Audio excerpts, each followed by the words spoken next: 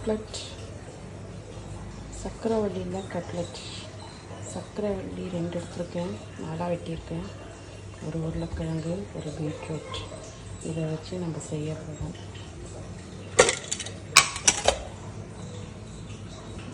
மசாலெல்லாம் first வேக வச்சுருவோம்.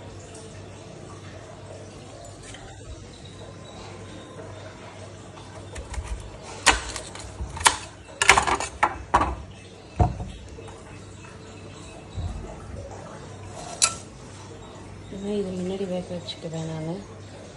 இது ஓரளவு தான் வேகணும், இது கொஞ்சம் நல்லா வேகணும், அதனால் 2வது விசில். கைஸ் இப்போ பார்த்தீங்கன்னா இது வெந்திருக்கும்.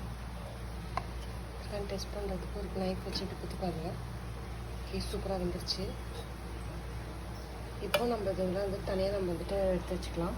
அதுக்கப்புறம் கட் பண்ண பீட்ரூட், ஜிஞ்சர், கார்லிக் இதெல்லாம் தனியாக எடுத்து வேவிக்கலாம்.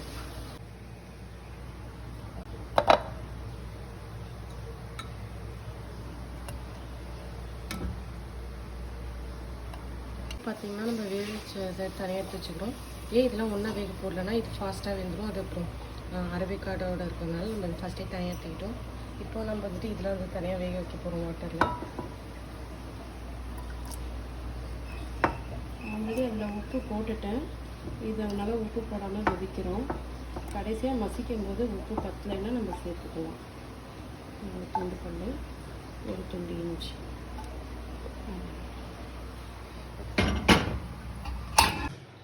ஸ்மாஷ் பண்ணிக்கணும்.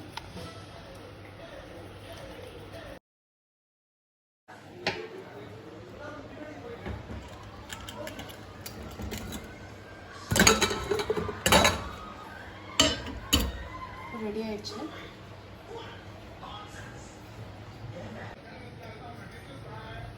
இப்போ இதே இதில் ஆட் பண்ணி நம்ம வந்துட்டு ஸ்மாஷ் பண்ணிக்கலாம். இது நல்லா நீங்கள் வந்துட்டு ஸ்மாஷ் பண்ணணும், நல்லா சாஃப்டாக வரைக்கும் நல்லா ஸ்மாஷ் பண்ணணும்.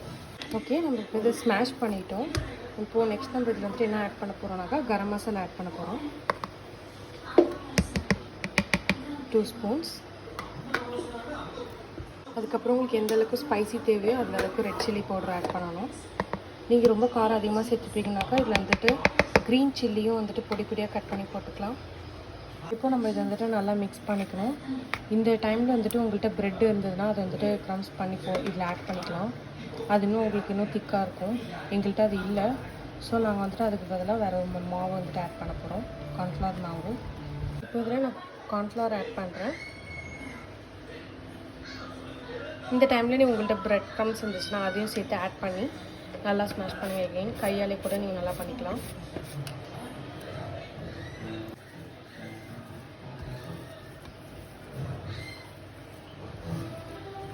இப்போ பாருங்கள், நல்லா இந்த மாதிரி நமக்கு வரும்.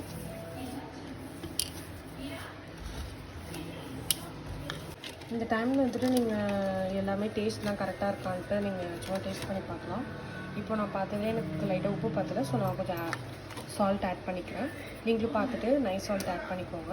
உங்களுக்கு இந்த டைமில் ஸ்பைஸியாக இருக்கும் பத்தலைனாக்கா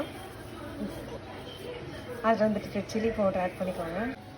இப்போ இந்த டைமில் வந்துட்டு நீங்கள் வந்துட்டு ரவுண்டாக பிடிச்சி உங்களுக்கு கட்லட் என்னென்ன ஷேப்புக்கு தேவையோ நீங்கள் அந்த மாதிரி நீங்கள் எடுத்துக்கலாம். ஆக்சுவலாக நாங்கள் வந்துட்டு ஈவினிங் ஸ்நாக்ஸுக்கு நாங்கள் வந்துட்டு மார்னிங் ஒரு 12 போல் நாங்கள் வந்து ரெடி பண்ணுறோம். இப்போது நீங்கள் ரெடி பண்ணி நீங்கள் உங்களுக்கு என்னென்ன ஷேப் தேவையோ அந்த மாதிரி வச்சு ஒரு பிளேட்டில் வச்சு அதை வந்துட்டு ஃப்ரிட்ஜில் வச்சிடணும். நாங்கள் வந்துட்டு இது வந்துட்டு 3 to 4 hours வரைக்கும் நாங்கள் ஃப்ரிட்ஜில் வச்சுருக்கோம். அப்போ தான் இது இன்னும் ரொம்பவே திக்காகும். அப்படி பேனில் போட்டு எடுக்கிறப்போ இன்னும் நமக்கு இன்னும் சூப்பர் டேஸ்டியாக இருக்கும். ஈவினிங் ஸ்நாக்ஸாக தான் பண்ணுவோம். அது வரைக்கும் நாங்கள் இதை ஃப்ரிட்ஜில் வச்சுருவோம்.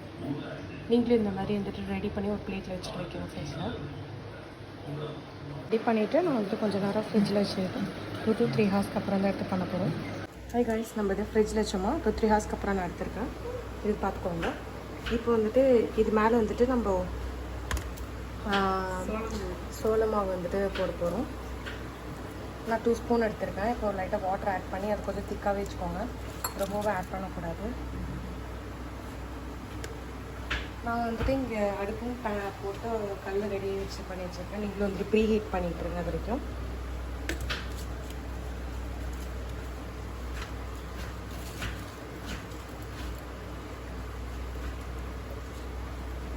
இப்போ உங்கள்கிட்ட பிரெட் க்ரம்ஸ் இருந்துச்சுனாக்கா அதுவும் நீங்கள் வந்துட்டு யூஸ் பண்ணிக்கலாம். இப்போயும் எப்படின்னாக்கா இதை வந்துட்டு இதில் டிப் பண்ணிவிட்டு அப்புறம் பிரெட் க்ரம்ஸ் போட்டுட்டு அதுக்கப்புறம் நீங்கள் தூக்கி அடுப்பில் வைக்கலாம்.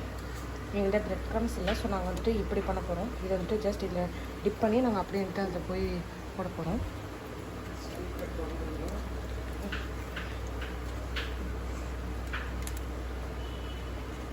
பாருங்கள், இது ஒன்று எடுத்துட்டோமா. ஒன்ஸ் வந்துட்டு இப்படி பண்ணிக்கோங்க. அதுக்கு முன்னாடி இந்த ஹீட்டான பேனில் நம்ம வந்துட்டு கொஞ்சம் ஆயில் அப்ளை பண்ணிக்கலாம்.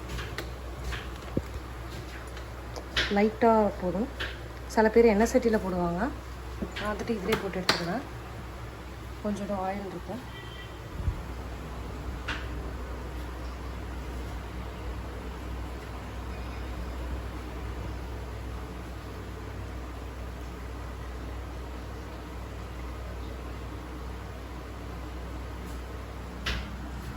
அது வந்து பார்த்தீங்கன்னாக்கா இப்படி பண்ணணும்.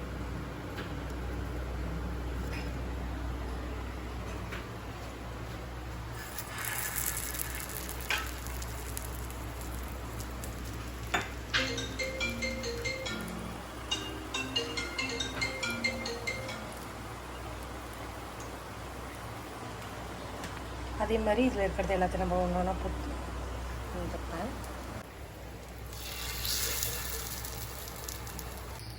இப்போ வந்துட்டு நம்ம வந்துட்டு அப்படியே லைட்டாக திருப்பி போட்டுக்கலாம்.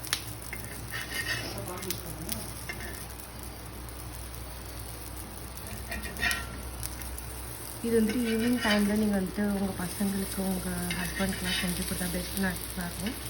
ரொம்ப டேஸ்ட்டாகவும் இருக்கும்.